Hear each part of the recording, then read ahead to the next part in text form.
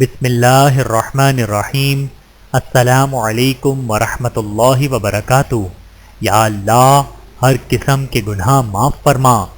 حضرت عبداللہ بن عمر رضی اللہ تعالیٰ عنہ فرماتے ہیں کہ رسول اللہ صلی اللہ علیہ وآلہ وسلم یہ دعا مانگا کرتے تھے: اللہم اغفر لنا ذنوبنا وغلمنا وہزلنا وجدنا وعمدنا وکل ذالک عندنا۔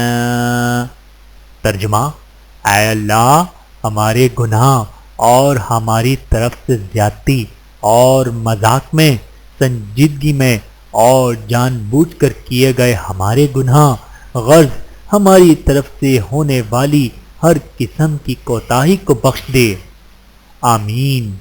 بحوالہ مستدرک حاکم، حدیث نمبر 1916۔